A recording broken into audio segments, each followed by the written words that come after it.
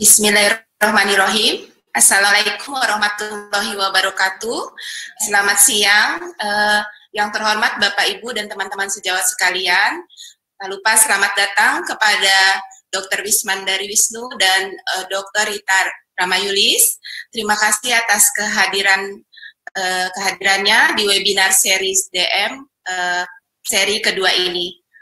Yang sedianya seri DM ini adalah kolaborasi antara Divisi Metabolik Endokrin, FKUI RSCM, Dinas Kesehatan Provinsi DKI Jakarta, dan Perkeni Jaya, yang melibatkan tenaga kesehatan dari dokter, perawat, ahli gizi, di puskesmas kecamatan maupun kelurahan, Sudin Kesehatan se-DKI Jakarta.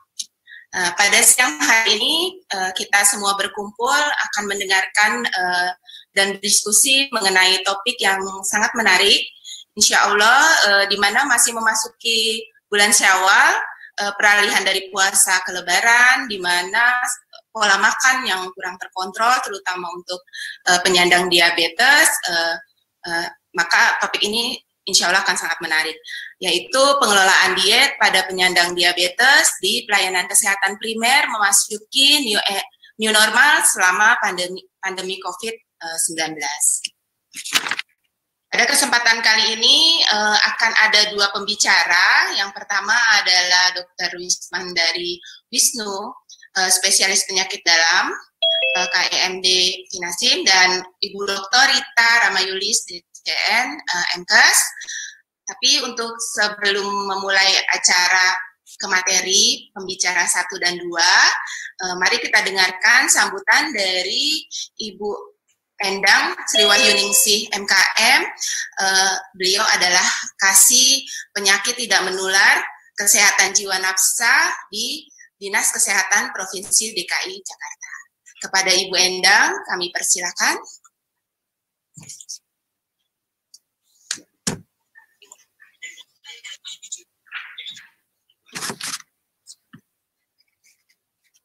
Terima kasih, Dr. Novi.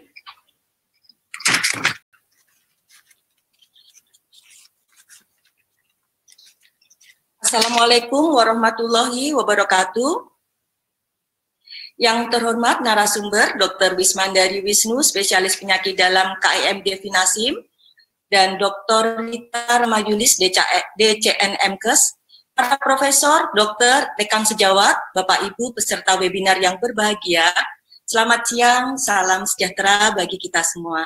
Senang sekali pada siang hari ini kita dapat bersama-sama mengikuti kegiatan webinar series Diabetes Mellitus.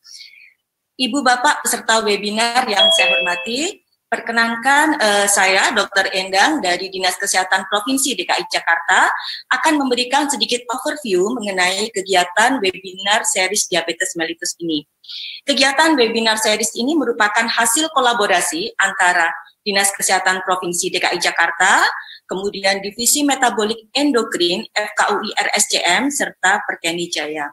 Pada awalnya, kegiatan ini didedikasikan untuk para dokter dan tenaga kesehatan yang bertugas di puskesmas di jajaran Dinas Kesehatan Provinsi DKI Jakarta. Akan tetapi ketika kami melihat animo yang cukup besar dari peserta, setelah melalui diskusi yang mendalam, akhirnya kami memutuskan bahwa kegiatan ini bisa diakses oleh tenaga kesehatan yang berada di bawah jajaran Dinas Kesehatan Provinsi DKI Jakarta maupun di luar Dinas Kesehatan Provinsi DKI Jakarta. Webinar series DM ini akan berlangsung selama 12 kali, dan ini merupakan seri yang kedua dari 12 yang kami rencanakan. Dan setiap serinya akan diisi oleh para pemateri, narasumber-narasumber yang tentunya sangat kompeten di bidangnya. Dan kami sudah meracik materi-materi yang akan diberikan, sehingga insya Allah akan sangat applicable, bisa diaplikasikan oleh rekan-rekan sejawat yang bertugas di lini terdepan dalam pengelolaan diabetes mellitus. Tujuan dari kegiatan webinar ini tentunya adalah untuk meningkatkan kapasitas dan pengetahuan dari rekan-rekan sejawat dalam mengelola para penyandang diabetes mellitus di layanan kesehatan primer. Peserta webinar nantinya akan mendapatkan e-sertifikat, tetapi tentunya sesuai dengan ketentuan yang sudah kami tetapkan sebelumnya. Baik, Ibu Bapak peserta webinar yang berbahagia, saya mewakili Dinas Kesehatan Provinsi DKI Jakarta mengucapkan selamat mengikuti kegiatan webinar, semoga bermanfaat, dan salam cerdik. Assalamualaikum warahmatullahi wabarakatuh. Waalaikumsalam warahmatullahi wabarakatuh. Saya kembalikan lagi ke moderator. Silakan Dr. Novi. Terima kasih Bu Endang untuk mempersingkat waktu. Dimulai dengan pembicara pertama oleh Dr. Wismandari Wisnu, spesialis penyakit dalam KIMD Finasim, yang biasa dipanggil Dr. Wisma ya Dok, mohon izin Dok. Ya, betul sekali ya. Dok. Terima kasih dokter sudah menyempatkan waktu. Beliau adalah konsulen endokrin metabolik diabetes dan biasa sehari-hari sebagai Humas Divisi Metabolik Endokrin, Departemen Ilmu Penyakit dalam FKU RSCM, koordinator kelas internasional mahasiswi S1 FKUI, dan koordinator kesehatan reguler mahasiswa S1 FKUI sampai 2017, sebagai wakil koordinator mahasiswa Departemen Ilmu Penyakit Dalam dari 2010 sampai sekarang, dan pernah juga PTT di Puskesmas Cilandak ya Dok, dari sampai 2003. Ini teman-teman dari Cilandak juga ada yang menyaksikan Dok, banyak dari teman-teman Puskesmas Cilandak. Ya, aktif di organisasi bidang Humas PB Papdi, bidang organisasi PB Perkeni dan Dahara Papdi Jaya serta Perkeni Jaya. Salah satu penyusun konsensus pengelolaan dan pencegahan DMT PEDMA di Indonesia dengan PB Perkeni Jaya. Beliau saat ini akan memberikan materi yang sangat menarik, yaitu peran terapi nutrisi medis dalam tata laksana diabetes mellitus di pelayanan kesehatan primer. Kepada Dr. Wisma, kami persilakan. Terima kasih Dr. Novi. Saya izin untuk slide share. Jadi terima kasih teman-teman yang sudah bergabung. Saya dari Divisi Metabolik Endokrin dari Perkeni Jaya, diminta dari teman-teman untuk membawakan slide mengenai tata laksana diabetes yang nantinya akan difokuskan kepada masa COVID dan lebih fokus lagi pada masa yang katanya sekarang istilahnya new normal ya Dok gitu. Terima kasih. Ini masih bulan Syawal, jadi mohon maaf lahir batin Dr. Novi dan semua teman-teman juga Dr. Rita. Mudah-mudahan kita apa yang kita lakukan hari ini mendapat manfaat ya. Kita lihat ya Dok, maaf ya. Share screen sebentar. Oke. Ya, sudah bisa terlihat Dok? Jelas Dok. Oke, saya slide dulu. Iya, oke baik. Dalam rangka webinar kali ini, saya diminta untuk mengangkat peran nutrisi.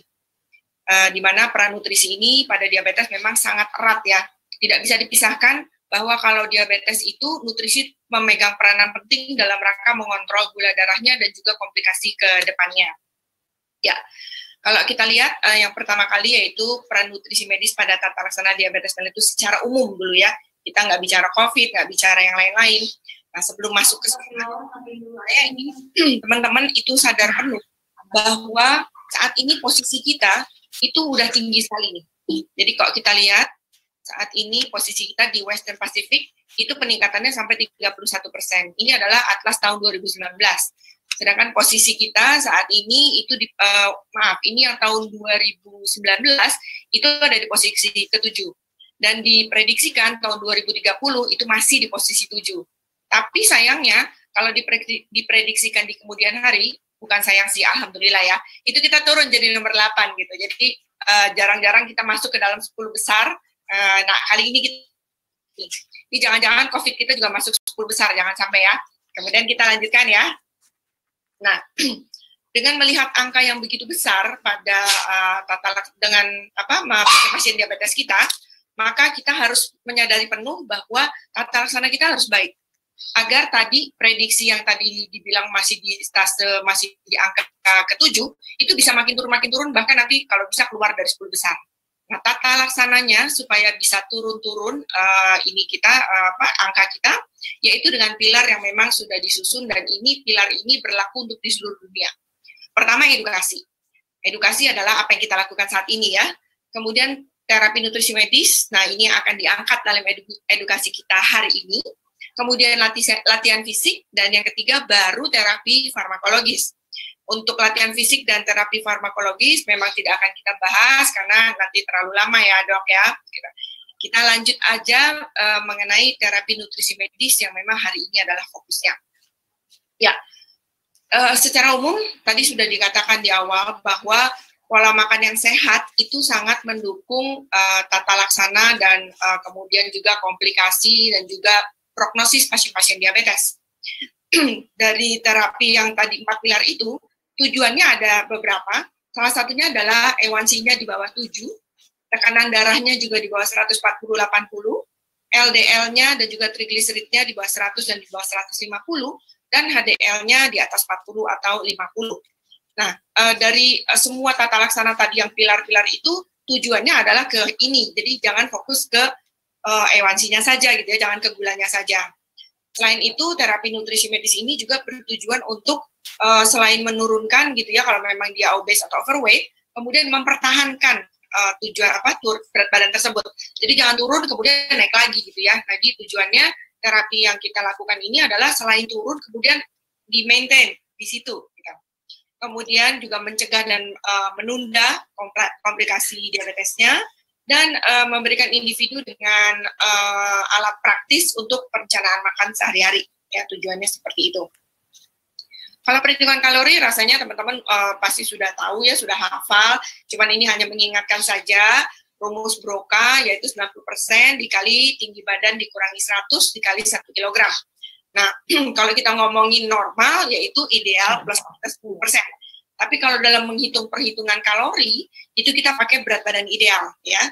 Kalau berat badan laki-lakinya kurang dari 160, kemudian perempuan yang kurang dari 150, maka tidak perlu dikalikan dengan 90%. Nah, setelah itu kita juga harus menghitung IMT-nya. IMT adalah berat badan di badan kuadrat, ya, dengan klasifikasi seperti ini. Ini kenapa kita hitung di awal? Karena selanjutnya kita akan ada formulasi-formulasi. Misalnya, setelah kita tadi mendapatkan berat badan ideal, kita akan kalikan dulu nih. Dari jenis kelaminnya, kalau perempuan dikali 25, kalau laki-laki dikali 30. Saya yakin teman-teman ingat, cuman ini mengingatkan kembali ya, refreshing ya. Nah, kalau pasiennya mau diberikan perhitungan, kita juga harus melihat dari aktivitas fisiknya atau pekerjaannya ya. Kalau misalnya seperti saya gitu ya, dokter kok nggak ada ya, kira-kira dokter di mana ya? Dokter juga beda-beda nih, ada dokter yang di puskesmas, ada dokter yang seperti saya gitu ya, ngajar juga, tapi juga ke private juga gitu, ada dokter yang di private aja, itu mungkin aktivitasnya sedikit berbeda-beda gitu ya, bisa sedang, antara ringan, sedang berat mungkin ya. Ya, kalau makin berat aktivitasnya ya makin banyak penambahan kalorinya. Nah, untuk kebutuhan yang lain, jadi faktor-faktor yang juga harus diperhitungkan adalah stres metabolik, umur, dan juga berat badan. Nanti perhitungannya bisa dilihat, ini nanti bisa di-share slide-nya. Nah, kemudian setelah kita mendapatkan kalorinya, kemudian komposisinya seperti apa nih? Komposisinya juga nggak bisa sembarangan, karena kalau nanti makannya kebanyakan karbohidrat, gulanya cepat naik. Kalau makannya cuma lemak aja, nanti dislipidemianya semakin kacau gitu ya. Jadi komposisinya juga harus tepat. Yang seperti apa? Kira-kira seperti ini. Ya, jadi secara range itu karbohidratnya adalah 45 sampai 65%. Kemudian lemaknya 20 sampai 25, sedangkan proteinnya 15 sampai 25 kg. Nah, itu persen. Proteinnya kalau mau dihitung-hitung bisa 0,8 sampai 1,2 sebenarnya ya. Kalau untuk yang normal bisa sampai 1,2 gram per kilogram berat badan. Kemudian serat yang diharapkan itu 20 sampai 35 gram, sukrosanya itu tidak boleh banyak-banyak, jadi kurang aja dari 5% dari total kalorinya, natriumnya kurang dari 1.500 mg.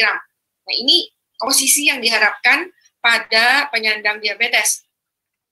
Kalau teman-teman perhatikan, sebenarnya komposisi ini nggak beda sama komposisi yang orang-orang sehat lakukan.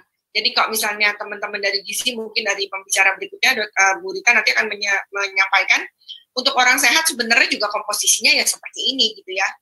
Jadi kalau diabetesnya tanpa komplikasi, itu komposisinya adalah komposisi diet seimbang yang sehat pada sama dengan orang-orang yang tidak mengalami sakit apapun. Nah, untuk pola dan porsi makanannya bagaimana nih setelah tadi dapat misalnya 1.800 kalori gitu ya. Nah, 1.800-nya dibagi-bagi, makan paginya sekitar 20%, siangnya 30%, sorenya 25%, kemudian di antara makan-makan besar itu ada porsi untuk selingannya sekitar 10-15%. Tapi ini nggak wajib seperti ini, nggak juga ya. Jadi kalau misalnya ada orang yang memang makannya cuma makan pagi dan sore, ya nggak apa-apa juga gitu ya. Banyak sekali orang-orang yang makannya cuma 2 kali gitu. Nah, tapi proporsinya berarti harus kita atur lagi. Ada juga yang makan malamnya memang paling banyak. Mungkin kalau orang asing terbiasa dengan makan malam adalah porsi terbesar dibanding makan siang. Kalau orang Indonesia sih sebenarnya pagi, siang, sore makannya banyak semua ya gitu. Tapi alangkah baiknya kalau itu bisa diatur-atur kira-kira komposisinya seperti ini gitu ya. Nah, yang perlu diingat adalah jadwal, jumlah, dan jenis. Itu kalau bisa konsisten. Memang tidak mudah, coba aja kita lakukan pada diri sendiri, itu sangat tidak mudah gitu ya. Tapi pada pasien penyandang diabetes ini, sangat perlu ditekankan seberapa jumlah yang akan dikonsumsi dengan kalorinya ya, jadwalnya tadi jam-jam berapa kira-kira, jangan maju mundur terlalu jauh, dan juga jenis makanannya tadi yang komposisinya ya, itu ditekankan kepada pasien-pasien diabetes sehingga gula darah yang diharapkan itu bisa stabil gitu ya. Nah, tapi jangan lupa nih, pasien diabetes itu biasanya nggak berdiri sendiri. Pasien diabetes itu biasanya disertai dengan komorbiditas dan juga komplikasi-komplikasi. Nah, kalau sudah ada komplikasinya, misalnya ada gagal jantung kroniknya atau gagal ginjal kronik, itu berarti pola dietnya mengikuti pola diet yang penyakit komplikasi tersebut. Ya berarti dietnya diet ginjal. Karena tadi diet diabetes itu kan sama dengan diet orang normal. Jadi kalau dia ada sakit ginjalnya, yang mengikutinya adalah mengikuti diet yang ginjal gitu ya, yaitu rendah protein misalnya. Nah, ini adalah contoh pengaturan jadwal makan. Ini hanya contoh ya. Ada orang-orang yang pagi nggak suka makan nasi dan lauk pauk gitu. Silakan minum atau makan makanan yang selain makan nasi dan lauk pauk gitu ya. Katakanlah kita contoh di sini dengan menggunakan susu. Saat ini susu yang tersedia sudah banyak sekali yang ditujukan spesifik untuk pasien-pasien diabetes. Ada susu-susu seperti itu biasanya kandungannya sangat membantu pasien diabetes dalam mengontrol kadar gula darahnya. Misalnya saja dalam satu susu ada yang low GI, glycemic index-nya rendah gitu ya. Kemudian juga karbohidratnya itu yang lepas lambat. Nah, itu akan sangat baik untuk pasien-pasien diabetes sehingga pengeluaran karbohidratnya dari susu tersebut itu pelan-pelan, jadi nggak langsung naik gitu ya. Dan juga dia glycemic index-nya itu rendah. Saya yakin nanti pembicara kedua akan menjabarkan banyak sekali mengenai indeks glikemik ini gitu ya. Ini hanya contoh, carilah susu-susu atau makanan-makanan yang mengandung glycemic index yang rendah gitu ya. Kemudian makan siangnya jam 12, berarti kalau kita ambil tengah-tengahnya sekitar jam 10, itu silakan ambil snack pagi ya. Snack paginya boleh apa sih sekarang banyak cemilan-cemilan ya, kemudian buah juga boleh, susu lagi juga boleh, tapi takarannya dikurangi dibanding kalau dia pada saat minum susunya untuk makan pagi ya. Kalau untuk sebagai snack aja berarti kalorinya nggak perlu sebanyak ini, nggak perlu sampai 260 kalori, cukup 100 kalori, berarti kira-kira mungkin setengah takaran dari yang seharusnya. Makan siangnya tadi sudah diingatkan, komposisinya harus seimbang, ada karbohidratnya, ada proteinnya, ada lemaknya. Jadi kalau nanti ada teman-teman yang tanya bagaimana dengan diet keto, nah dipertanyakan balik aja nih, diet keto kira-kira seimbang atau enggak gitu ya.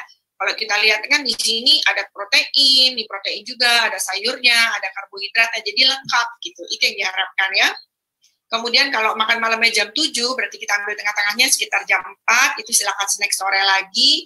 ya jumlahnya sekitar antara 60 sampai 100 kalori lah ya. Lagi-lagi boleh buah, boleh biskuit, boleh susu dengan takaran yang dikurangi gitu ya. Kemudian makan malamnya, di sini makan malam yang tidak terlalu besar porsinya ya. Silakan kalau bisa diusahakan dengan rendah karbohidrat, tinggi protein dan juga tinggi serat. Nah terakhir, apalagi kalau pasien menggunakan insulin, porsi yang terakhir ini sangat-sangat disarankan. Jadi kalau bisa sebelum tidur itu sekitar jam 9 malam gitu ya, minta pasien untuk ada snack lagi. Nah, snack yang malam ini mungkin nggak bisa terlalu besar karena pasien mungkin nggak lama lagi akan tidur. Tapi usahakan dijaga sekitar minimal 1 jam baru boleh tidur. Jadi jangan habis makan snack kemudian langsung tidur gitu ya. Nah ini bisa berupa lagi-lagi sama biskuit, buah, atau susu lagi juga boleh gitu ya. Nah sekarang setelah kita menjabarkan bagaimana posisi atau pengelolaan diet pada pasien-pasien diabetes, kita berlanjut kepada yang sekarang lagi tren ya. Bagaimana kita mengelola pasien-pasien kita pada kondisi COVID-19 ini ya, terutama yang saat ini sedang menuju ke new normal ya, insya Allah new normal ya. Nah, sebagai pendahuluan mungkin kita bisa lihat sekarang di internet juga banyak angka per hari ini itu di kita seluruhnya itu adalah 33.076 kasus ya per hari ini. Jadi memang masih sangat tinggi dan bahkan kemarin itu kita masuk dalam rekor kita selama ini bahwa yang positif di hari kemarin itu mencapai 1.000 kasus. Jadi memang masih sangat sedih kita, kasus positifnya masih meningkat terus gitu ya dibanding dengan teman-teman di beberapa negara yang mungkin sudah turun, bahkan sudah ada yang 0, tapi di kita masih melesat meningkat terus setiap harinya. Jadi ya kita ikut prihatin gitu ya. Nah, dengan adanya angka yang terus meningkat ini, kita sebagai dokter, apalagi saya endokrinologis, itu selalu khawatir nih, ini bagaimana pasien-pasien kita yang diabetes nih, karena pasien saya hampir semua diabetes ya gitu. Jadi diabetes kita tahu itu faktor resiko utama pasien-pasien COVID yang mortalitasnya maupun komorbiditasnya menjadi meningkat. Ya, selain hipertensi, yang nomor 1, nomor 2-nya itu diabetes kalau di beberapa negara angka-angkanya ya, termasuk di Indonesia. Jadi orang-orang yang diabetes itu mudah terkena COVID. Kemudian lanjutnya lagi yang juga nggak enak, kalau sudah terkena COVID, pasien diabetes itu mudah terkena komplikasi. Jadi pasien-pasien yang di ICU itu banyak yang diabetes karena mereka memiliki daya tahan tubuh yang tidak sebaik pasien-pasien yang bukan dengan diabetes gitu ya. Ditambah lagi pasien diabetes itu rata-rata usia lanjut plus dengan komorbiditas yang lain, misalnya dengan hipertensi, obesitas, dan lain-lain ya, dengan kolesterol gitu ya. Nah, tadi sudah saya sebutkan faktor risiko yang paling tinggi siapa saja yang mudah terkena COVID itu ternyata adalah hipertensi nomor 1. Tapi ternyata pasien diabetes itu hampir semua juga dibarengi dengan adanya hipertensi. Jadi double-double nih pasien diabetes kita nih dok ya, untuk mudah terjadinya COVID, mudah terinfeksi COVID, sudah ada diabetes, hipertensi, usia lanjut lagi, ya, itu double. Nah, pada masa-masa saat ini yang sedang digembar-gemborkan pemerintah, kita berusaha untuk mulai beraktivitas kembali. Memang mungkin kita nggak tahu sampai berapa tahun ke depan apakah akan benar-benar normal dan bisa beraktivitas seperti dulu lagi. Rasanya saat ini kita nggak bisa mimpi ke sana dulu, mengingat kasus kita masih tinggi ya. Nah, bagaimana nih jadi nih pasien-pasien diabetes kita, masa disuruh di rumah terus ya, kan nggak mungkin juga gitu, mereka udah mulai aktivitas. Karena itu, bagaimana cara meningkatkan mereka supaya tidak tertular infeksi, meningkatkan imunitasnya, ya nutrisi. Nutrisi itu memegang peranan yang sangat penting, ya. Jadi gimana nih supaya pasien kita diabetes aman, bisa tetap aktivitas, bisa mulai keluar rumah, nutrisinya seperti apa, ya.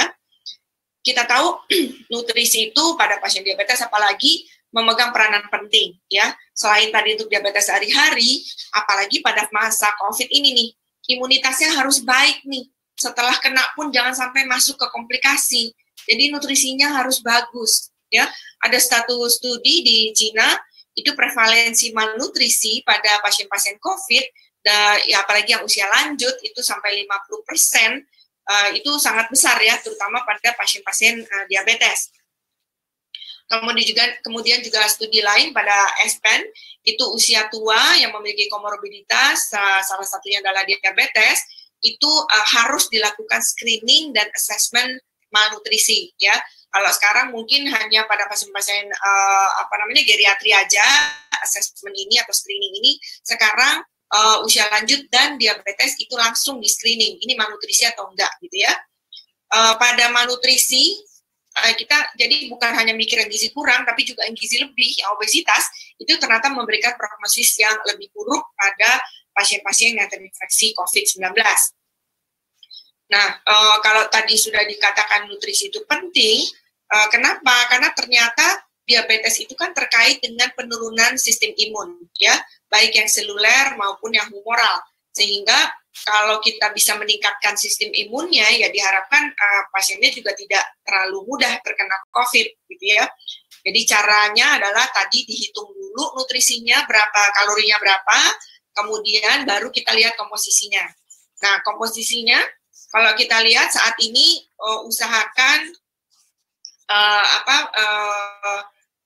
komposisinya itu adalah komposisi yang benar-benar seimbang. Kemudian jauhi yang tinggi lemak tidak jenuh. Jadi usahakan kalaupun lemaknya lemak yang lemak yang tidak jenuh. Kalau lemak jenuh, yang tinggi gula, tinggi karbohidrat itu diusahakan akan dikurangi karena akan makin meningkatkan resiko terjangkit infeksi dan meningkatkan mortalitas ya. Nah, bagaimana diet bisa mempengaruhi imunitas? Karena dengan diet tinggi lemak jenuh itu ternyata menurunkan pertahanan tubuh terhadap infeksi virus. Jadi ya kalau kita udah tahu lemak jenuhnya nggak bagus, ya jangan banyak-banyak yang lemak jenuh gitu ya. Kemudian tinggi lemak ya secara umum lemak itu menyebabkan infiltrasi makrofag, itu terutama yang ke paru, apalagi kita bicara COVID, ke alveoli terutama, itu akan semakin tinggi ya. Kemudian juga makin tinggi karbohidrat dan lemaknya, itu akan makin tinggi sitokin pro-inflamasi. Kemudian tinggi karbohidrat, rendah karbohidrat, itu ada bukti-bukti yang menyatakan bahwa ternyata bisa menurunkan sitokin yang pro-inflamasi. Ya. Nah, diet sehat ini, seimbang ini penting, apalagi kita sudah mulai meminta pasien kita untuk aktivitas sehari-hari, sehingga masyarakat ini perlu diberikan informasi-informasi yang jelas, yang seperti apa yang dibolehkan, gitu ya. Nah, ini ada salah satu rekomendasi dari WHO, walaupun ini secara keseluruhan, bukan hanya untuk diabetes saja, tetapi saya rasa ini sangat baik untuk diaplikasikan kepada pasien-pasien diabetes kita. Jadi, yang pertama, ini karena mungkin terlalu kecil ya, jadi saya sebutkan saja di sebelah kanannya. Yang ini, itu mengatakan bahwa pasien-pasien kita untuk secara umum ya, sebenarnya bukan hanya pasien aja, makanlah makanan yang segar dan bukan makanan olahan ya, itu usahakan setiap hari seperti itu makanannya.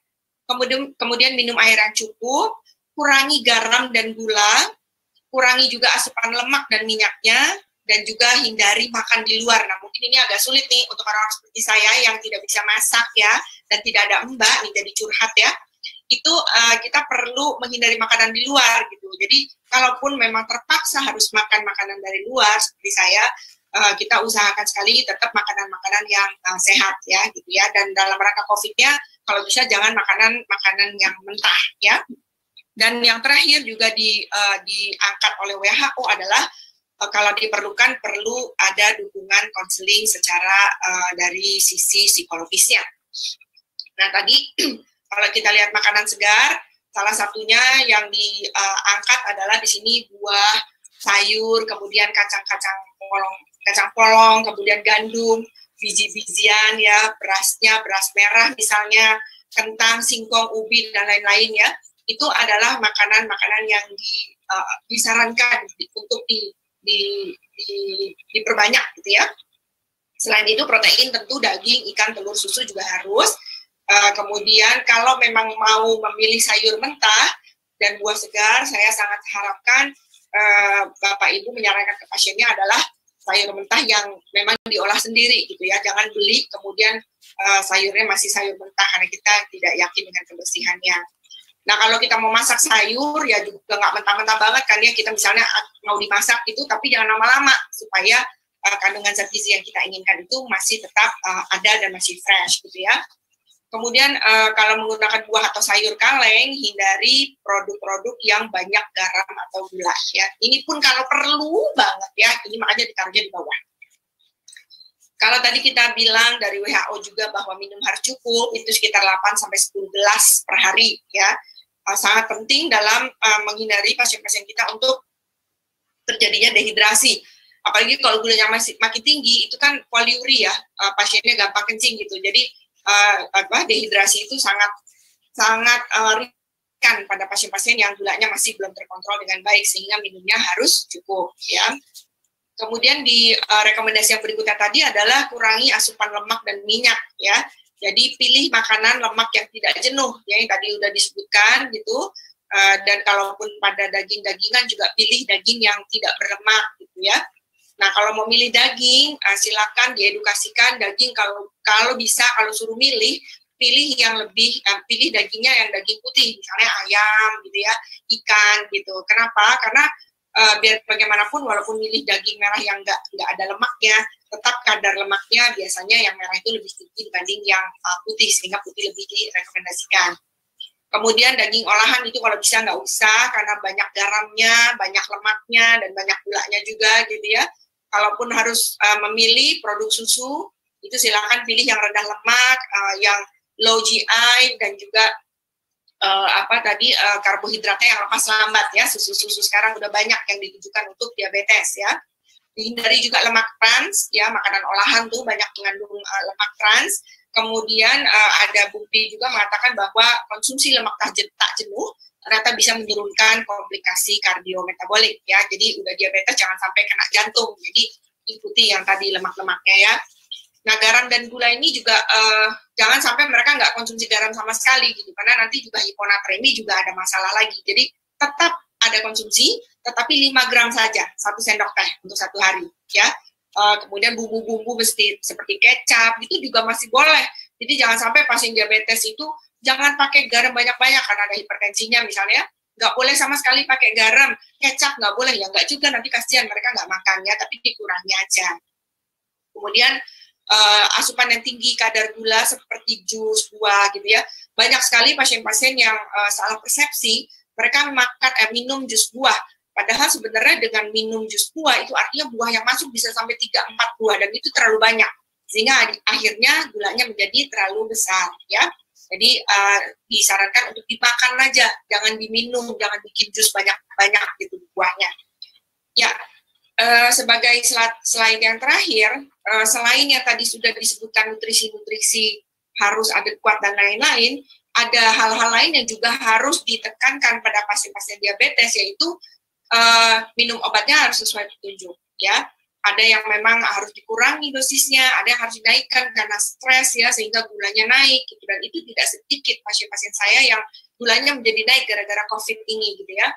Kemudian diusahakan untuk monitoring lebih sering ya, kalau punya alat gula darah silakan dilakukan lebih sering, dan pasien diminta tetap aktif. Karena itu dengan adanya dari pemerintah juga sudah mulai bisa beraktivitas pelan-pelan ya, itu silakan pasien-pasien mulai kembali aktif, jangan disuruh di rumah terus. Kalaupun di rumah terus, tetap harus aktif, olahraga juga tetap gitu ya. Dan yang juga paling penting ini yang selalu digadang-gadang oleh pemerintah juga dan juga kita tentu sebagai staf medis, yaitu cuci tangannya sering-sering. Jadi percuma kita makan sayur semacam, tapi karena tangannya nggak cuci tangan, akhirnya kena juga deh gitu ya. Jadi cuci tangan itu adalah satu hal yang krusial termasuk dalam tata laksana nutrisi. Ya, ini kesimpulan saya bahwa diabetes adalah merupakan salah satu faktor risiko utama dari sisi mortalitas dan juga morbiditas pasien-pasien yang terkena COVID ya. Kemudian status nutrisi terutama pada pasien diabetes itu memegang peranan penting dalam kejadian infeksi COVID-19 pada pasien-pasien dan juga perkembangan keparahan.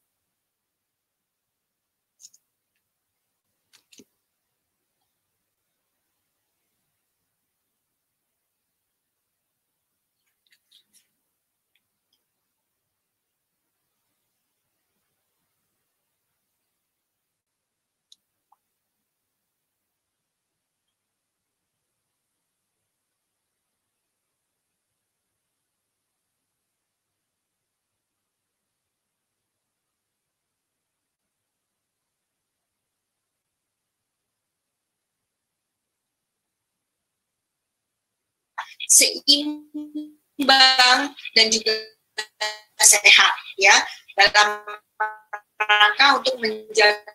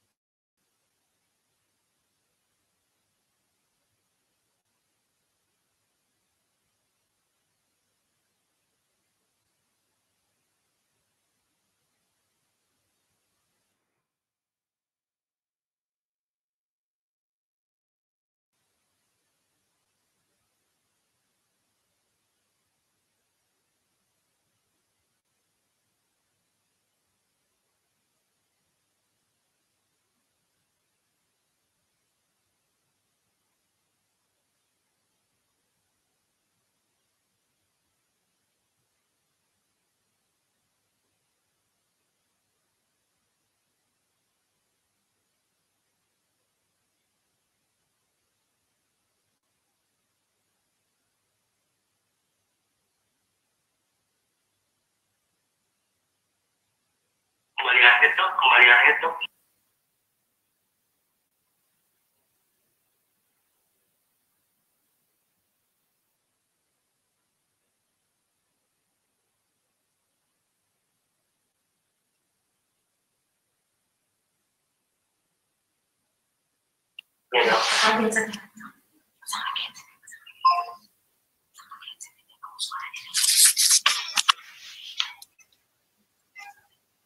Terima kasih untuk Dr. Wisma atas paparannya yang sangat menarik.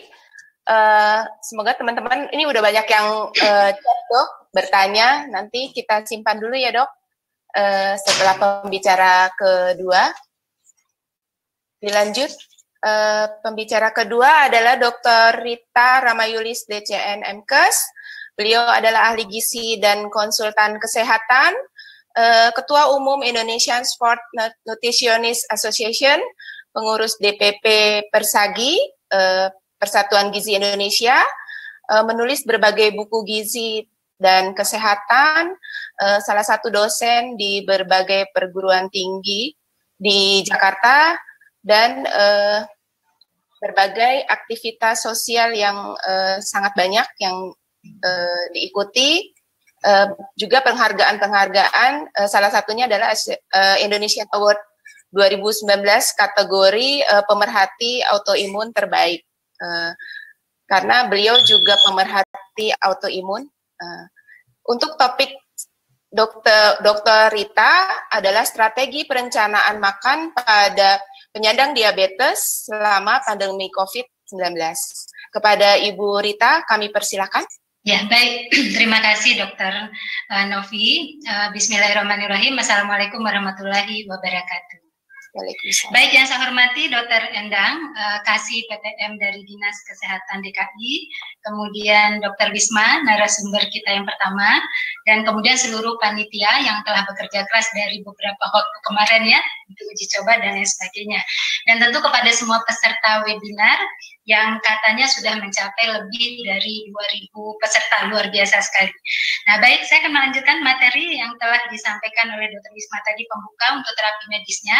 Saya lebih kepada tips atau tips praktikalnya, bagaimana penata laksanaan atau bagaimana edukasi kita terhadap pengaturan makanan pada pasien diabetes. Boleh kita lihat slide yang pertama. Panitia akan bantu nanti untuk screen share-nya.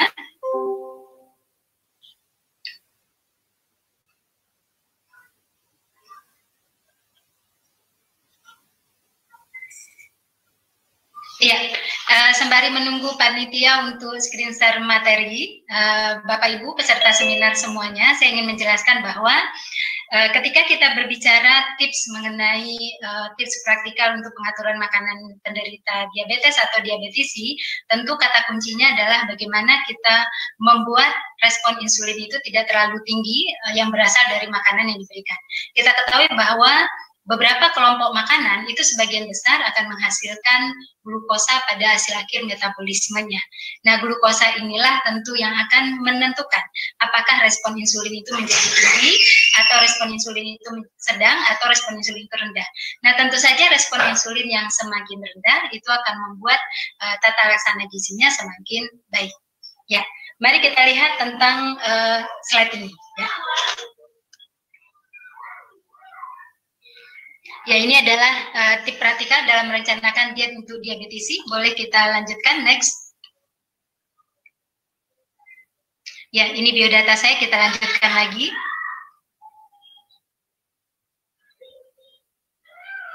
Boleh di next lagi. Nah, ini para webinar semua, ini yang saya katakan tadi, bahwa kalau kita melihat beberapa jenis makanan berikut ini, bahwa sebagian besar kelompok makanan kita itu hasil akhir metabolismenya di dalam tubuh adalah menghasilkan glukosa. Nah, glukosa inilah yang akan menentukan apakah respon insulin itu menjadi tinggi atau tidak. Mari kita lihat dua jenis makanan ini. Yang pertama itu adalah pisang, yang kedua adalah roti. Dua-duanya menghasilkan sisa metaboliknya, hasil akhir metaboliknya adalah glukosa. Tetapi kalau kita melihat jumlah glukosa yang ada di pembuluh darah kita berbeda. Ketika makan pisang itu lebih sedikit dibandingkan ketika makan roti. Karena memang jumlah kandungan karbohidrat di dalam pisang dan di dalam roti itu berbeda. Tapi tidak semata-mata jumlah, tetapi ini salah satu pendekatan kita adalah mengenai jumlah karbohidrat tadi. Jadi tata laksana pertama yang harus kita lakukan adalah bagaimana kita mengurangi jumlah karbohidrat pada yang diasup oleh seorang diabetisi. Nah, ketika bicara tentang jumlah karbohidrat, kita bicara tentang yang disebut dengan carbing, atau kita meng-cutting karbohidrat dari makanan. Boleh kita lanjutkan slide-nya? Nah, prinsip yang paling praktis ketika kita meng-counting karbohidrat atau memotong karbohidrat, itu kita bisa melakukan perhitungan jumlah gramasi. Jadi artinya bahwa kalau misalnya 100 gram karbohidrat itu mengandung 100 gram nasi itu mengandung karbohidrat lebih kurang 40 gram, maka kita harus meng-counting karbohidrat ini.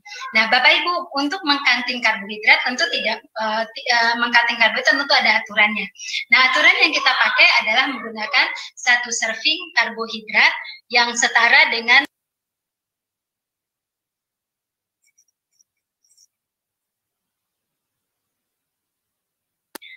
kita lanjutkan bahwa 1 serving karbohidrat itu setara dengan 15 karbohidrat. Jadi di sini maknanya adalah kita mencoba menerjemahkan karbohidrat, makanan sumber karbohidrat itu menjadi sebutan, menjadi 1 kerbing. Nah, kenapa kita menggunakan 1 kerbing? Karena 1 kerbing itu setara dengan 15 gram karbohidrat, dan itu setara dengan sangat cocok disesuaikan dengan 1 unit insulin ataupun oral obat yang diberikan secara oral untuk seorang penderita diabetes. Jadi ini sesuai untuk respon insulin yang diberikan secara oral ataupun melalui insulin tadi, terapi insulin.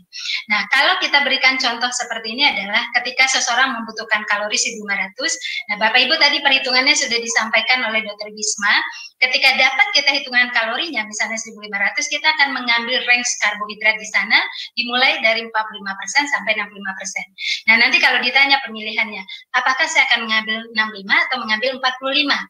Itu nanti disesuaikan dengan bagaimana baik tidaknya respon insulin si penderita si diabetisi tadi. Saya ambil contoh adalah kalau kita mengambil 60%, maka kita dapatkan nanti karbohidratnya, kalorinya itu adalah 900 kilokalori. Jadi 900 kilokalori inilah yang boleh kita berikan dalam bentuk karbohidrat. Ketika kita terjemahkan ke karbohidrat, itu dapatnya 225 gram karbohidrat. Nah, tadi saya katakan bahwa 1 kerbing adalah 15 karbohidrat. Jadi kalau 225 gram karbohidrat yang hanya boleh dikonsumsi oleh diabetisi ini, berarti itu setara dengan berapa kerbing? Nah, kita bagi saja 225 dibagi 15, berarti itu 15 kerbing. Jadi artinya si diabetisi ini hanya boleh makan karbohidrat itu setara dengan 15 kerbing. Nah, 15 kerbing inilah yang akan kita bagi Bapak Ibu ke dalam pola makan satu harinya. Kita bagi sebagian ke sarapan, ke snack pagi, ke siang, ke snack siang, kemudian malam dan snack malam. Nah, saya mencoba membagi sarapan itu diberikan 3, tapi makan siangnya 4,5 lebih tinggi, makan malamnya disamakan dengan sarapan, lalu kemudian snack pagi, snack siang dan snack malamnya kita berikan 1,5. Terkait dengan jumlah frekuensi makan, tentu lebih banyak frekuensinya akan menjadi lebih baik untuk respon insulin itu tadi. Nah, dengan skema ini Bapak Ibu, maka hal yang perlu kita semua adalah apa sih bagaimana berapa sih jumlah kerbing pada makanan. Jadi kita harus mengenal kerbing pada makanan. Jadi ini konsep awal, selanjutnya kita akan mengenal. Boleh lihat slide? Ya, next. Nah, kita akan mengenal makanan yang mengandung karbohidrat. Nah, saya katakan tadi ada beberapa kelompok makanan. Yang pertama adalah kelompok makanan karbohidrat kompleks. Kita ketahui bahwa satu penukarnya mengandung 40 gram karbohidrat. Saya berikan contoh. Kalau satu piring nasi sedang atau 100 gram nasi itu ada 40 gram karbohidrat. Kalau ditanya, berarti satu piring nasi itu berapa kerbing? Berarti lebih kurang adalah 2-3 kerbing. Kita harus jadikan dia 1 kerbing. Kalau memang pagi hari itu jatahnya ada 3 kerbing, kita bisa berikan 2 kerbing dari nasi, mungkin 1 kerbing lagi adalah dari protein nabati yang juga mengandung karbohidrat.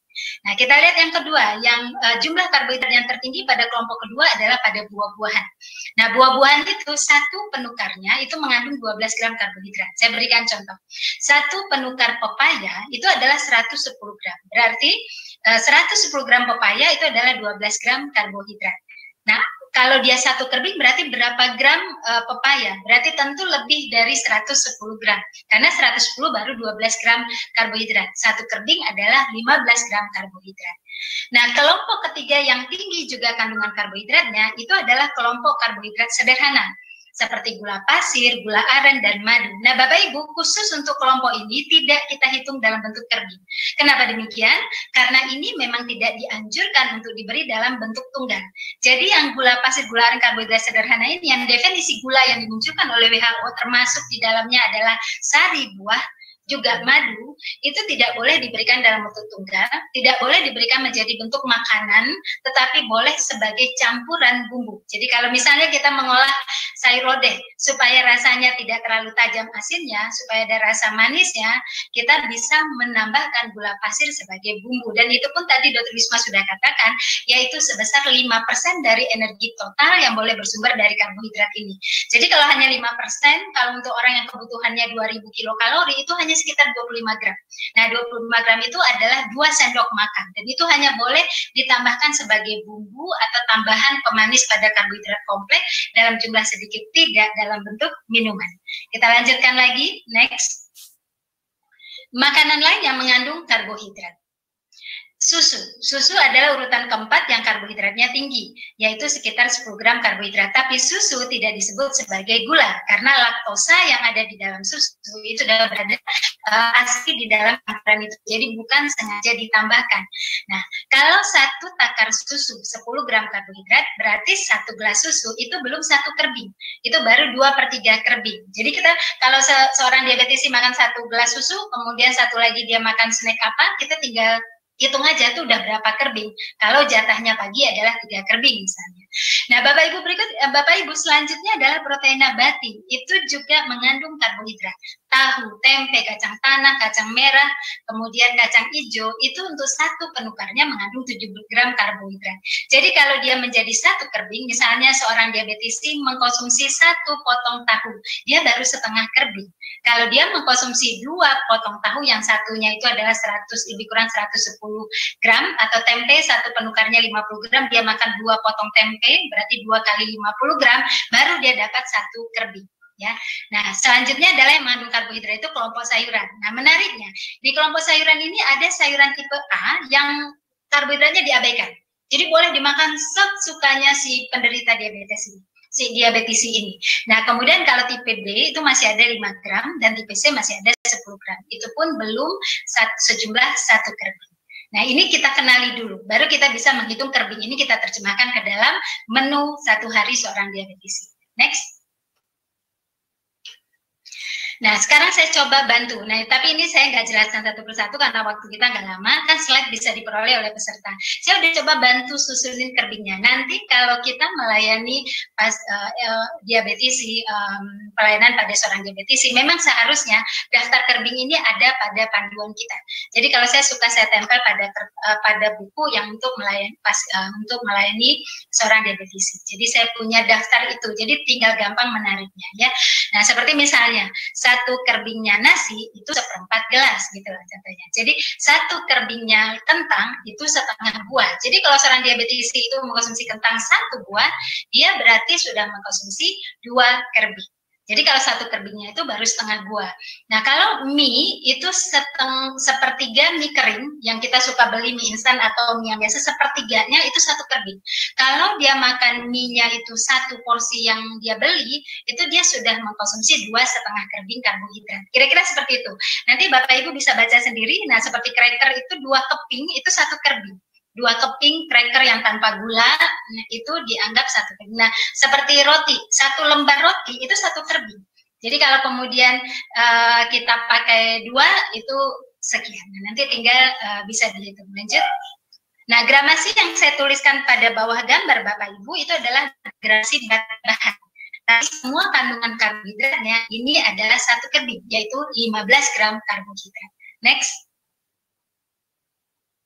Nah, kemudian ini 1 kerbing makanan yang bersumber pada protein nabati, susu, dan buah. Saya juga sudah hitungkan, tinggal nanti dicek saja, dibikin daftarnya, memudahkan kita untuk mengakses kebiasaan makan seorang diabetisi. Jadi kita kadang-kadang melihat, seorang diabetisi ini cenderung kenaikan kadar glukosa darahnya tinggi setelah makan pagi kah atau siang kah. Kita lihat apakah di sana kerbingnya berlebih atau tidak. Jadi mengaksesnya adalah dari jumlah kerbing. Kemudian mengintervensinya juga dari jumlah kerbing. Lanjut. Nah, ini adalah sayuran yang saya katakan tadi. Kita harus mengenalkan sayuran tipe A kepada seorang diabetisi. Kenapa demikian? Bapak Ibu, ketika karbohidratnya di counting, kita tahu bahwa karbohidrat di counting berarti berat bahannya menjadi lebih rendah. Kalau berat bahannya menjadi lebih rendah, tentu tidak bisa memberikan rasa kenyang. Nah, kalau rasa kenyang tidak didapat oleh seorang diabetisi, tentu dia akan mencari kompensasi pada makanan lain. Ini akan merusak diet. Sehingga kita harus memperhatikan rasa kenyang itu, dan kemudian juga membantu glukosa dari makanan itu diserapnya bertahap adalah dengan mengandalkan sayuran tipe A. Ini adalah sayuran tipe A seperti tomat, ketimun, jamur kuping, labu air, selada, lobak, dan oyong. Ini makan sayuran yang bisa dikonsumsi dalam jumlah seberapapun si diabetisi mau sampai dia memberikan rasa kenyang karena tidak mengandung energi. Energinya sangat bisa diabaikan. Jadi ini menjadi penyeimbang untuk indeks glikemik, kemudian untuk memberikan rasa kenyang juga, dan juga sebagai sumber mikronutrien yang sangat baik. Ya, lanjut lagi slide-nya. Nah, secara lebih mudahnya Bapak Ibu, mungkin secara pendekatan personal, kita memang hitung kerbing. Tapi kalau kita berbicara secara kelompok, pada kelompok diabetisi, tentu akan sulit kalau kita menghitung kerbing 1 per 1, gitu, unit kerbingnya dia.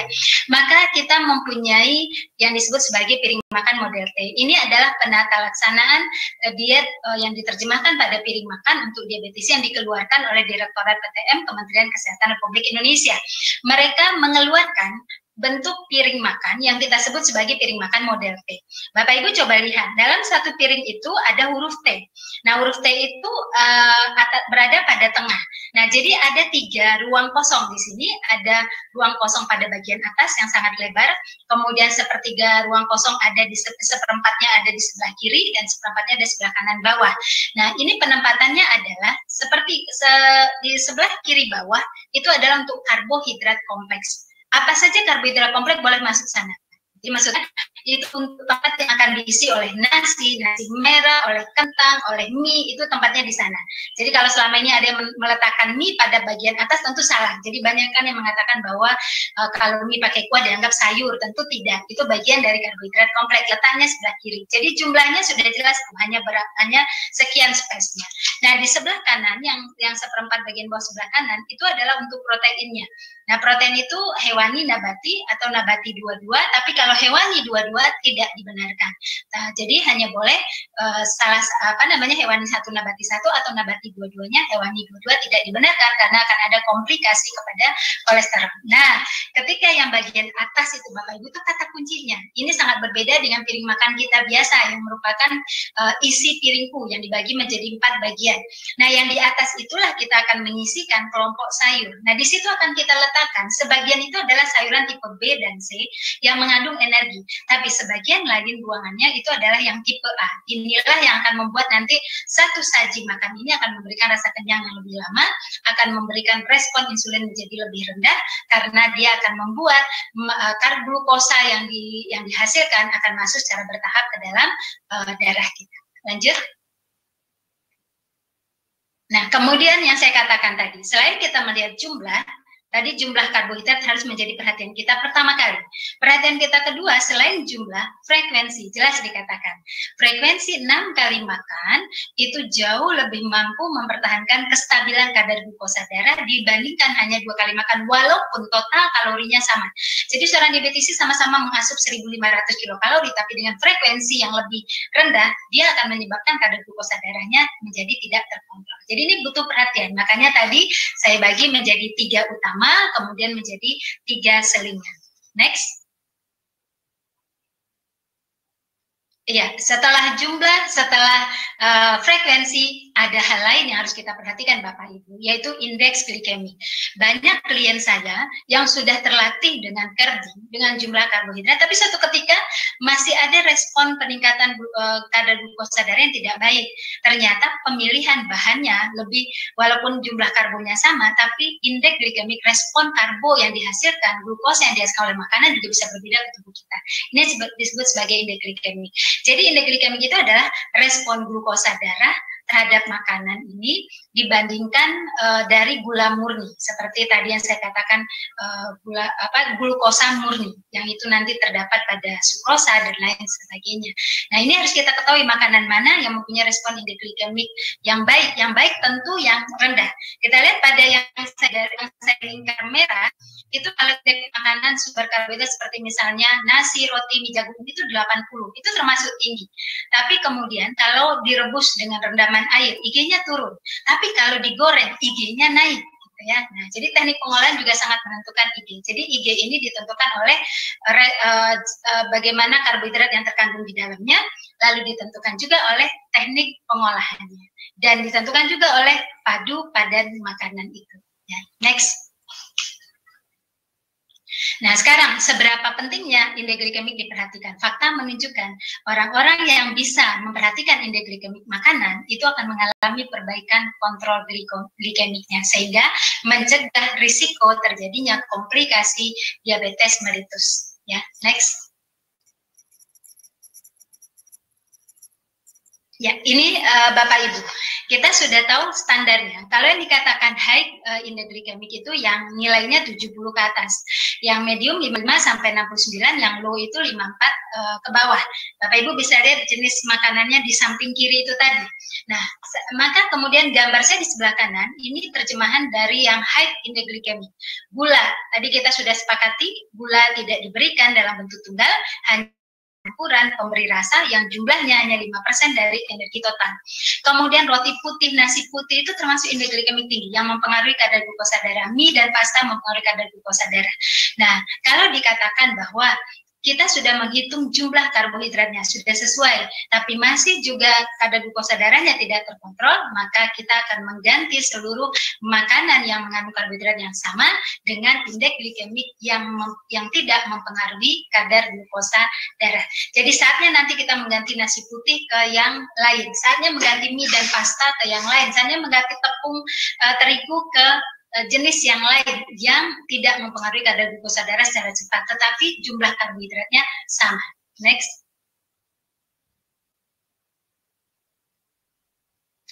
Nah, sebelum kita lanjut, kita kenali pemanis ini tadi, mengenal pemanis dulu.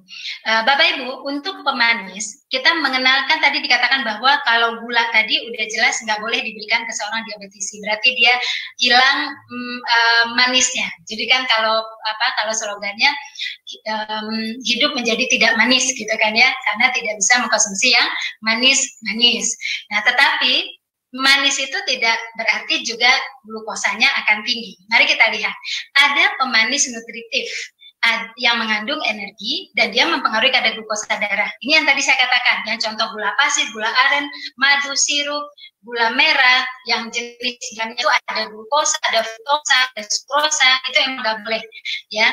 Tetapi ada pemanis nutritif, dia mengandung energi juga, tapi dia tidak mempengaruhi kadar glukosa darah. Tapi ada juga pemanis yang non-nutritif, jadi nggak mengandung kalori, juga tidak mempengaruhi kadar glukosa darah. Banyak jenisnya. Nah, kita harus bijak dalam memilih ini, Bapak Ibu. Seperti misalnya pemanis nutritif yang mengandung energi, ada beberapa yang sudah saya rekap. Nah, ada satu yang unik. Saya menemukan isomaltulosa, itu dia mengandung energi, dia mempengaruhi kadar glukosa darah, tapi mempengaruhi tidak seperti glukosa, tidak seperti fruktosa, karena dia memberikan efek yang berbeda. Efeknya apa? Ternyata dia menyuplai energi tadi sangat lamban, bertahap sekali.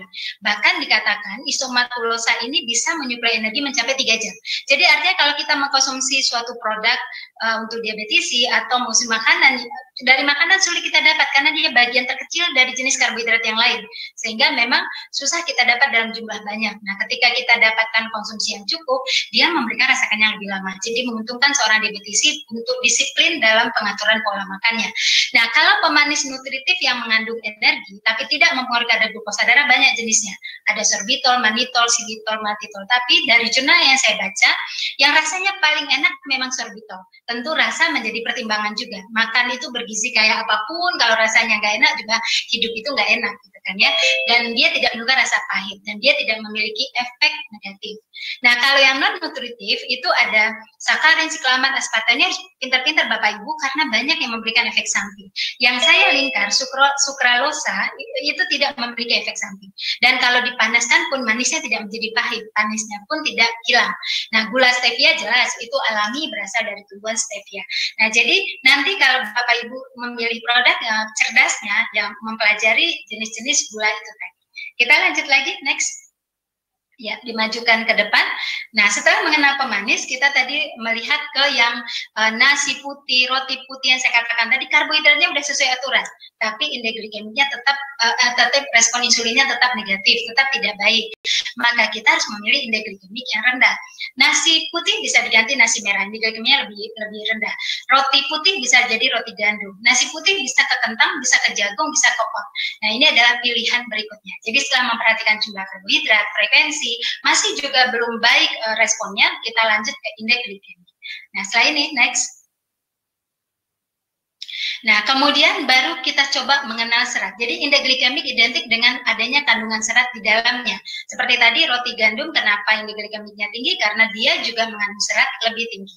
Nah, mengenal serat sendiri, Bapak, kita mengenal ada serat air, ada serat air. Nah, yang mempengaruhi ke kadar glukosa darah, yang membantu respon, yang membuat glukosa darah menjadi lebih baik, itu adalah yang larut air. Kalau yang tidak larut air lebih kepada volume feses. Ya. Nah, untuk yang larut air pun banyak jenisnya. Ada pektin seperti ada pada kulit apel, kemudian gam, mucilages itu tidak terlalu banyak terdapat di makanan. Kemudian inulin. Nah, menarik tentang inulin, Bapak Ibu.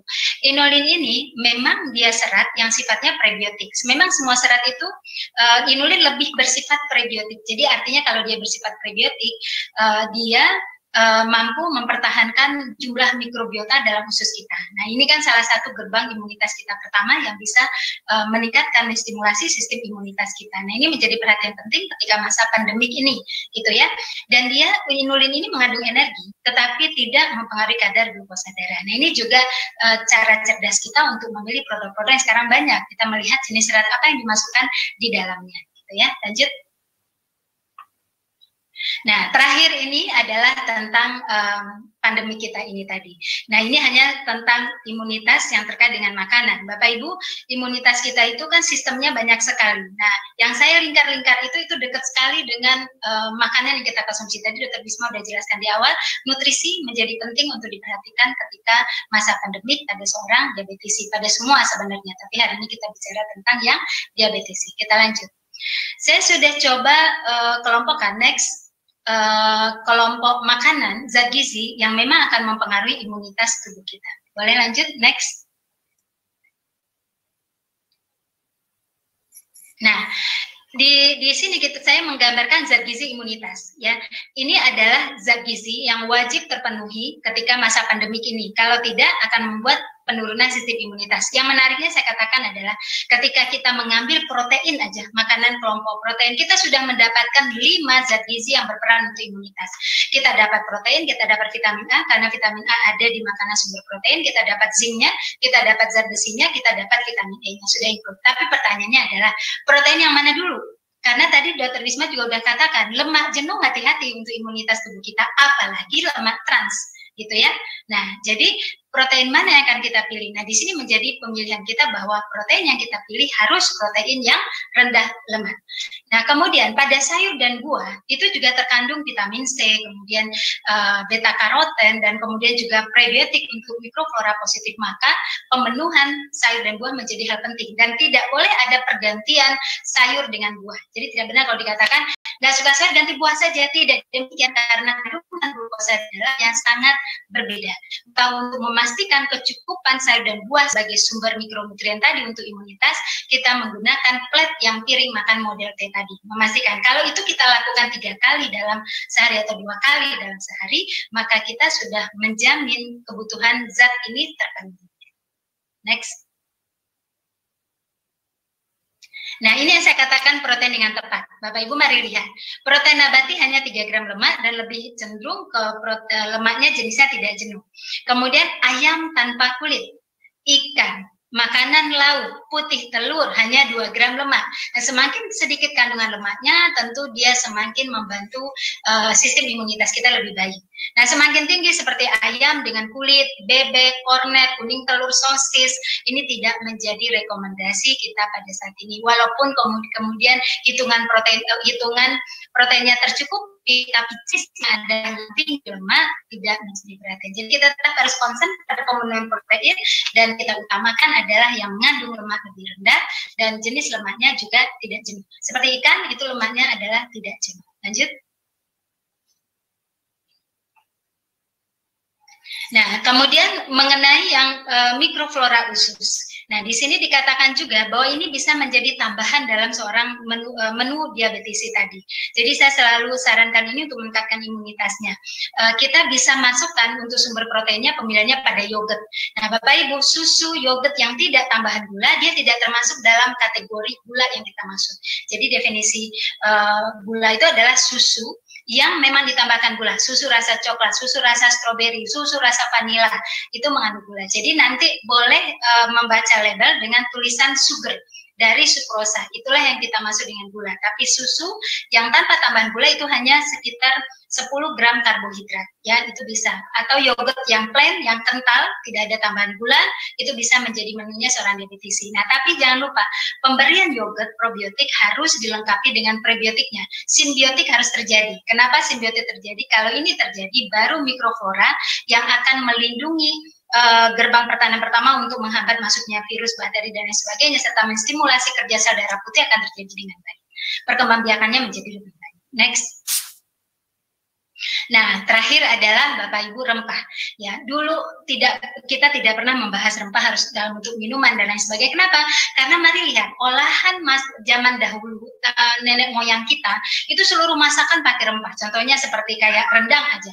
Rendang itu rempah yang akan masuk ke dalam bumbu rendang itu sampai segupuk banyak ya. Karena saya orang Padang tahu betul cara pengolahannya. Tapi sekarang semua menggunakan bumbu instan. Maka saya kembali mengatakan bahwa rempah harus ditingkatkan dikonsumsi. Jadi pada teknik pengolahan makanan seorang diabetesi di masa pandemi itu kita ajarkan bagaimana dia memasukkan rempah. Gampang saja, misalnya seperti bikin bening bayam. Jangan lupa masukkan selembar kunyit, 2 lembar kunyit ke dalam. Nah, ya kemudian memasak apa saja, masukkan ke dalam serai, agak banyak dikepret-kepret masukkan ke dalam. Itu upaya kita dalam teknik pengolahannya. Itu membantu peningkatan asupan zat fitokimianya. Memang fitokimia adalah bukan zat yang harus dikonsumsi, tapi ketika dikonsumsi dia mempunyai nilai fungsi lebih. Nah, kalau ini tidak bisa kita konsumsi, maka baru kita olah dalam bentuk minuman. Tapi ingat, tidak boleh ada penambahan gula di dalamnya, kecuali pemanis-pemanis non-nutritif tadi, itu dengan pilihan yang bijak. Lanjut. Nah, saya kira demikian. Ini adalah tempat saya praktek. Lanjut. Nah, ini buku-buku saya. Buku terbaru adalah tentang gaya hidup antivirus. Sudah bisa didapat di e-booknya Gramedia. Itu buku yang ke-36. Dan Pak Ibu yang ingin gizi praktis bisa follow IG Instagram saya. Saya kira demikian. Terima kasih. Saya kembalikan ke Dr. Novi. Mohon maaf jika waktunya terlalu panjang. Assalamualaikum warahmatullahi wabarakatuh.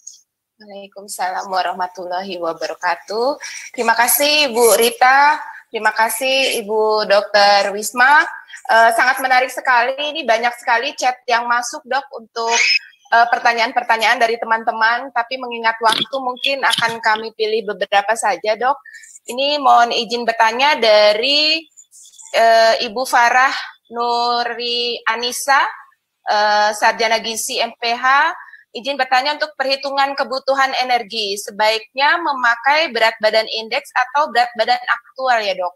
Mengingat ada faktor koreksi status gizi, takutnya ketika memakai berat badan indeks, kemudian ada pengurangan dari faktor koreksi status gizi, apa tidak beresiko hipoglikemi? Itu Dok, terima kasih. Baik, saya mungkin ya, perhitungan kalori ya. Iya Dok. Jadi mungkin pertama koreksi istilahnya dulu kali ya Dok, bukan berat badan indeks tapi berat badan ideal. Jadi kalau dalam jadi untuk berat badan ideal itu memang bukan berupa range ya, dia berupa satu angka, di mana satu angka ini nanti akan ada dikalikan dengan kebutuhan yang per individual. Nah, memang semuanya ini sudah dalam perhitungan sehingga ini diharapkan tidak menyebabkan hipoglikemi. Tadi berat badan ideal atau berat badan apa? Aktual ya? Aktual Dok. Aktual ya. Kalau berat badan aktualnya maaf ya katakanlah sampai 100 gitu. Nanti takutnya jumlah kalorinya terlalu besar gitu. Cuman memang pada pasien-pasien yang baru datang pertama kali untuk edukasi gizi, mungkin nanti Bu Rita bisa tambahkan. Jadi kalau misalnya kalau dihitung-hitung kebutuhan dia sehari-hari itu ternyata dia makainya bisa sampai 3.000-4.000 kalori, sedangkan kalau kita hitung sebenarnya dia cuma butuh 1.900, berarti kan kita harus menghilangkan sekitar 2.000 kalori. Tentu berat buat pasien itu kalau kita pakai kalorinya dia yang biasanya gitu ya. Jadi dikurangi pelan-pelan sampai akhirnya dia terbiasa juga dengan kalori yang memang sudah kita hitung pas sebenarnya buat dia. Jadi jangan kalau dia biasa 4.000 terus Bapak ini sebenarnya cuma 1.700, langsung kita cut sebesar berarti 2.300 kalori. Nanti pasiennya nggak balik ke kita, nggak bakal sanggup gitu. Kalau Bu Rita gimana pengalamannya Bu? Kalau yang memang biasa pasiennya obes kan memang mereka pasti banyak kalori ya sehari-harinya. Padahal perhitungan kita cuma jauh di bawah itu. Diapain tuh Bu? Iya, nah baik saya tambah sebenarnya sudah cukup lengkap dari Dr. Wisma, tetapi memang dalam perhitungan kalori seorang diabetisi kita menggunakan ada 3 cara. Yang pertama kita menggunakan berat badan ideal tadi, tapi kalau kita menggunakan berat badan ideal tapi IMT-nya ternyata tidak normal, maka kita akan melakukan koreksi. Nah koreksi itu bisa kita mulai dari berapa kilokalori, apakah kenaikan koreksinya atau koreksi penurunan. Tapi kita juga bisa menggunakan berat badan ideal, berarti kita tidak melakukan koreksi. Maaf. Nah, kalau kemudian kita melakukan berat badan aktual, berarti kita melakukan koreksi. Koreksinya bisa kenaikan, bisa penurunan. Tapi ada juga caranya adalah kita nggak menghitung-hitung total kalori itu, karena kita tahu kadang-kadang orang itu gemuk itu makannya waktu dulu banyaknya, sekarang ini dia sudah nggak seperti itu, tapi lemak di dalam tubuhnya udah nggak bisa kebakar lagi gitu. Itu banyak kasus seperti itu, sehingga yang kita lakukan adalah langsung melakukan asesmen kebiasaan makan dia dalam kurun waktu 3 bulan terakhir. Setelah kita asesmen, kita dapatkan angkanya misalnya 2.000 kilokalori, lalu kita lihat distribusinya, lalu kemudian kita lihat bagaimana riwayat kenaikan kadar glukosa darahnya, maka kita lakukan modifikasi per bagian waktu makannya itu tadi dengan menyempurnakan kembali jumlah karbohidratnya. Jadi kita mulai kurangkan karbohidratnya itu misalnya kita coba kurangkan sekian gram, 100 gram dulu atau berapa gitu, nanti kita hitung lagi. Nanti akan kita lihat, karena penata laksanaan seorang pasien, seorang diabetes itu ke ahli gizi, itu kan nggak bisa sekali datang, dia harus kembali lagi dalam waktu minggu depannya, sampai dia benar-benar mendapatkan berat memadai yang dia punya. Jadi seperti kata Dr. Sofi tadi, bahwa berat badan ideal tuh range benar, misalnya range-nya 50 sampai 55. Nanti seorang diabetes bisa memadainya itu di 54, maka itulah berat dia yang sesungguhnya yang harus dia capai. Jadi beda-beda tuh, kalau dia 55 saja langsung respon kadar glukosa darahnya naik, tapi dia 54 bagus, tapi dia 50 langsung anjlok hipoglikemi. Maka kita juga harus menghasilkan nanti berat badan memadai yang baik untuk seorang klien kita ini. Maka memang pendekatannya sangat personal. Saya kira demikian, Dr. Wisma. Ya, terima kasih dok, jawaban yang sangat menarik. Untuk penanya dari Amariski Rizka Putra, bagaimana menghitung kebutuhan nutrisi pasien COVID-19 yang memiliki penyakit komorbiditas diabetes, terutama ginjal, dok, untuk Dr. Wisma? Ya, baik, terima kasih. Jadi tadi memang sudah disebutkan, sudah disinggung sedikit ya. Kenapa saya juga tadi ngasih contohnya itu adalah ginjal, karena memang dietnya ginjal itu kan spesifik. Jadi tadi kalau dikatakan diet diabetes itu proteinnya sekian, karbohidrat sekian, lemak sekian, nah itu nggak berlaku lagi kalau pasiennya sudah ada komplikasi yang memang memerlukan diet khusus. Selain ginjal, misalnya ada sakit sirosis ya, jadinya dietnya mengikuti diet sakitnya dia yang itu, jadi diet hati gitu ya. Nah kalau ginjal, yang paling ditekankan itu adalah proteinnya. Semakin banyak diberikan protein pada orang yang sudah gagal ginjal, nanti semakin banyak yang keluar lewat ginjal, albuminurinya makin banyak, dan itu akan makin mudah menyebabkan kerusakan pada ginjalnya. Sehingga yang perlu ditekankan adalah proteinnya dikurangi. Kalau secara normal itu sekitar 0,9 sampai 1,2, berarti kalau untuk orang yang diabetes dengan gagal ginjal, itu bisa dikurangi sesuai derajat atau stadium dari gagal ginjalnya. Misalnya dia udah stage 4 gitu ya, ya mungkin proteinnya sekitar 0,8 aja gitu ya. Atau dia benar-benar udah stage 5 dan belum cuci darah, itu silakan pakai 0,7, 0,8 gitu ya. Tergantung dengan seberapa besar kebocoran yang ada pada pasien tersebut. Tapi begitu dia sudah cuci darah, sudah hemodialisis, itu lebih longgar. Jadi dia bisa menggunakan target protein yang sama seperti orang-orang yang tidak ada sakit ginjal. Tapi tetap mesti dipantau juga ya kebocorannya berapa. Jadi kalau kita kasih pasien dengan gangguan ginjal, kasih protein, itu perlu dipantau berapa kebocoran dia dalam urinnya. Dan itu berkala dilihat. Kalau ternyata makin tinggi ya berarti proteinnya kebanyakan, kita turunkan lagi. Gitu. Ini perlu seni banget memang dok, karena nanti ada juga pasien diabetes, ada gagal ginjal, kemudian ada kaki diabetesnya, ada ulkusnya.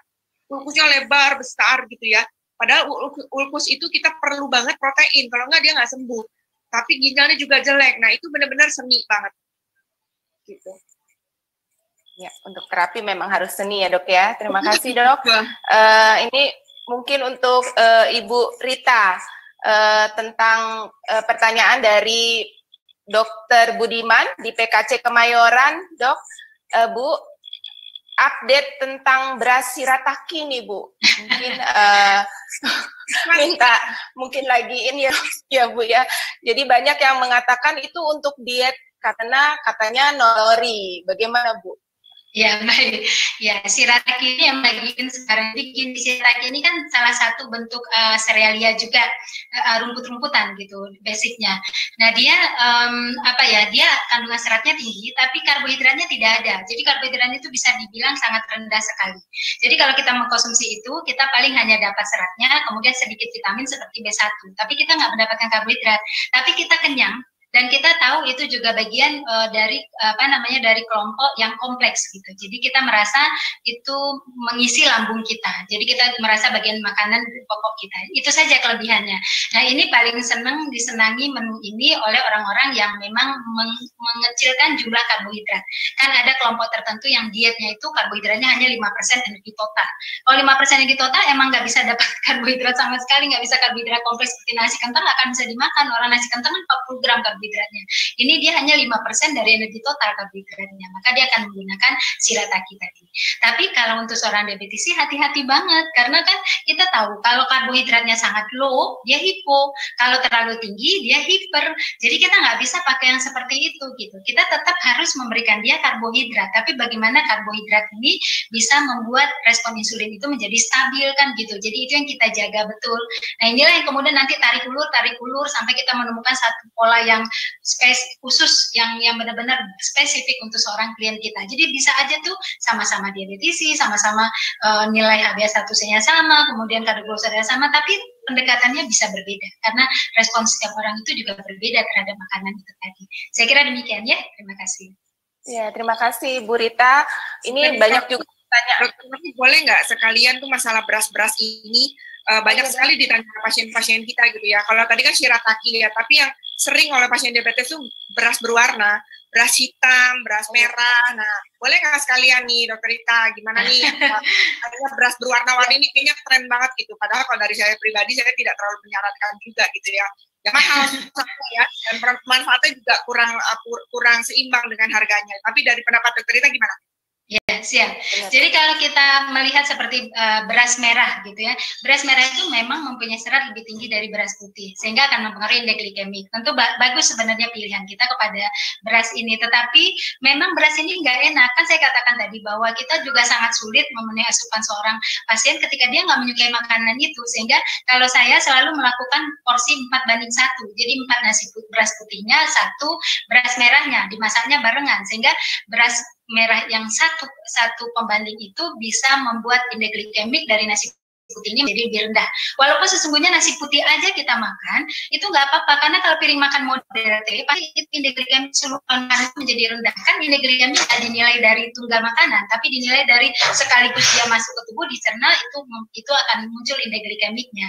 Jadi campuran itu menjadi sangat penting. Nah, mungkin Dokter Bisma yang saya nggak setuju beras hitam itu kan digadang-gadang indeks glikemiknya rendah, tapi harganya luar biasa gitu ya. Nah, ini yang kita harus cerdas juga, jangan sampai kemudian mana nih yang untung-untungannya mana gitu. Benar indeks glikemiknya rendah, tapi kita bisa capai dengan piring makan model T. Apakah kita paksakan pasien makan ini lalu harganya mahal gitu kan ya?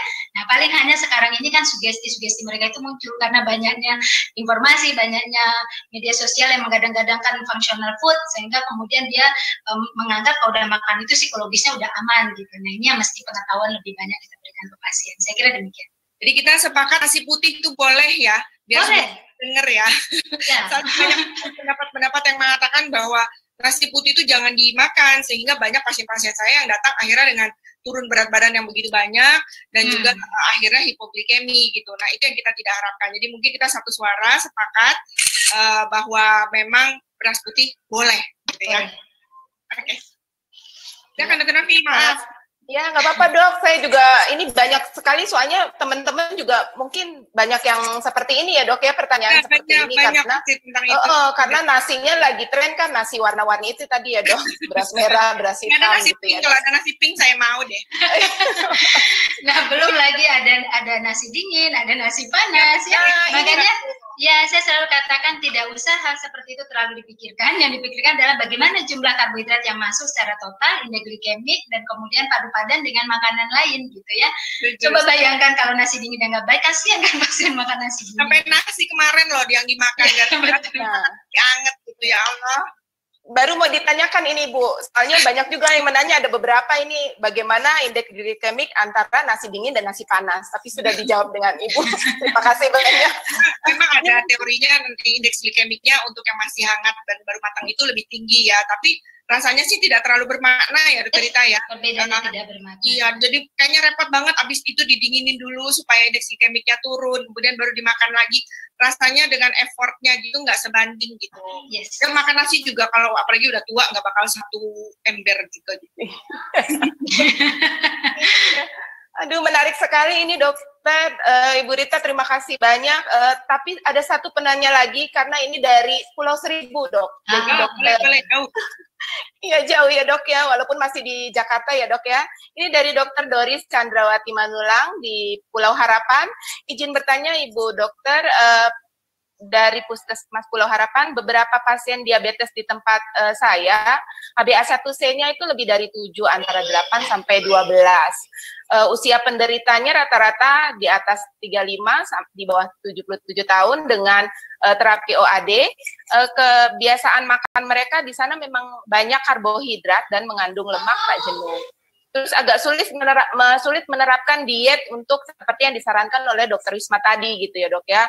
Terus apakah tata laksana diet diabetes yang dokter paparkan dapat diterapkan untuk pengontrolan gula darah puasanya ini dok, sebulan atau 2 minggu?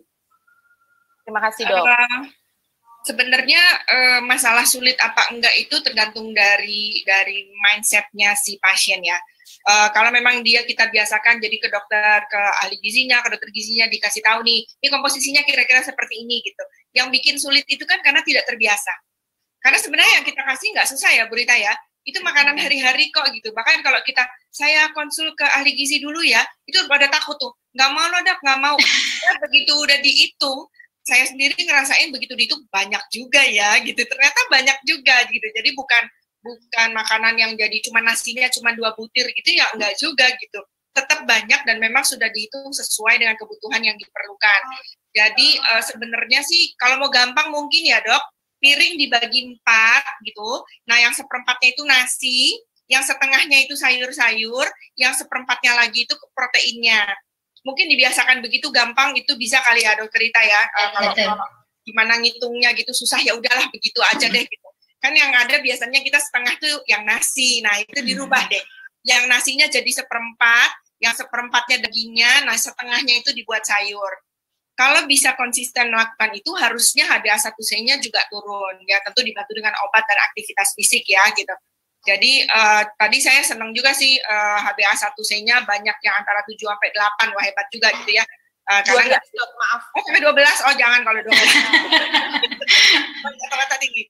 Ya, memang saya tahu kemampuan untuk menangkal laksana diabetes di puskesmas itu sangat terbatas karena obatnya cuma 2 kan ya, cuma metformin sama sulfonylurea gitu, entah glipen, entah glimepiride. Jadi kalau memang teman-teman ngerasa ini sudah waktunya dikonsul karena nggak terkontrol dengan 2 obat itu, dietnya udah optimal, aktivitas fisik sudah setiap hari, konsul aja deh ya gitu, konsul aja. Tapi sebenarnya dietnya nggak susah kok gitu. Jadi dokternya sendiri juga ditanamkan bahwa sebenarnya bisa nih pasiennya, konsep itu yang kita masukkan ke pasien, bisa kok Pak gitu. Terima kasih dokter. Ini sangat banyak pertanyaan-pertanyaan yang mungkin tidak bisa jawab satu-satu ya dok, karena waktunya juga sudah mepet. Menarik sekali soalnya pembahasan kali ini. Mungkin saya akan membacakan resume sedikit ya dok dari 2 narasumber kita hari ini adalah pengaturan makan disesuaikan dengan penyakit penyertanya. Perlu adalah pola untuk porsi makanan pada pasien DM agar tetap menjaga gula darahnya stabil adalah perlunya ada jadwal, jumlah, dan jenisnya. Terus pola makan yang sehat mendukung tata laksana dan prognosis untuk pasien-pasien diabetes. Diabetes merupakan salah satu risiko utama morbiditas dan keparahan penyakit akibat COVID.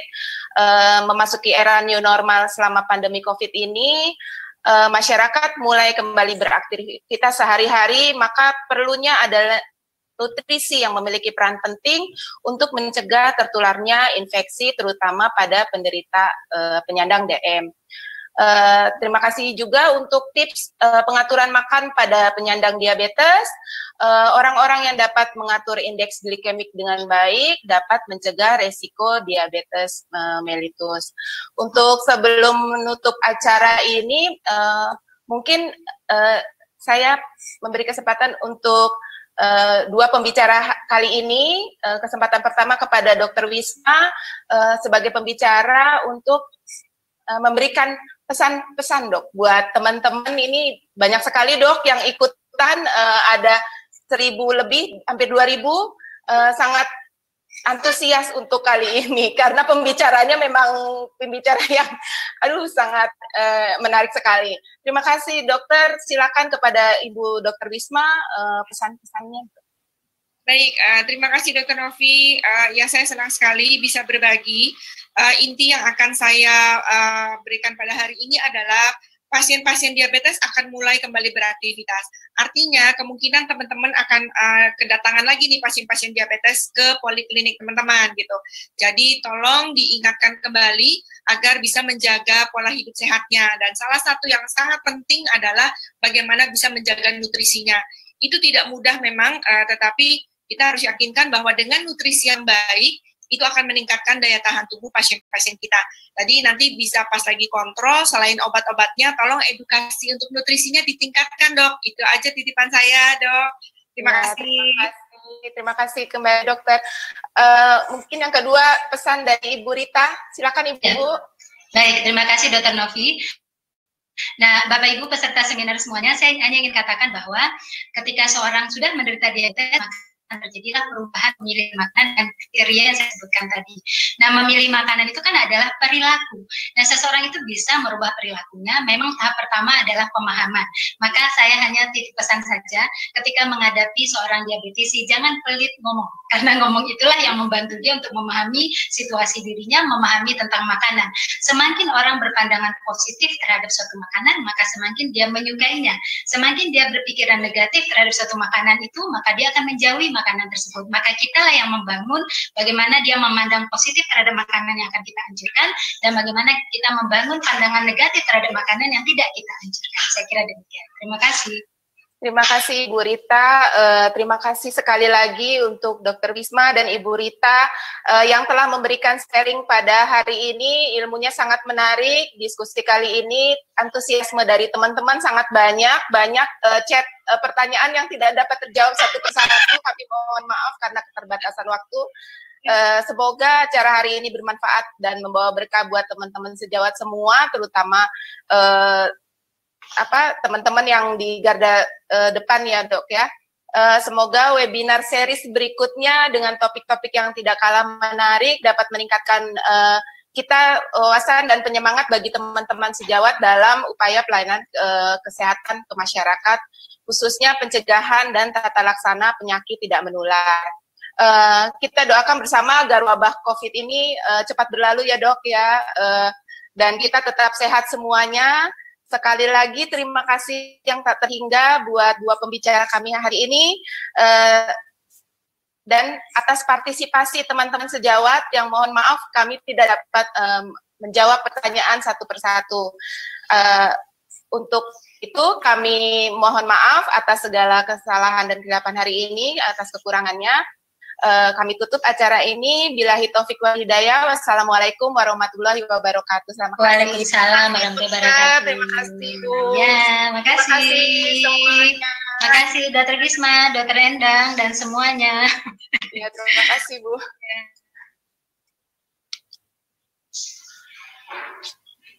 Kita, mana nih? James?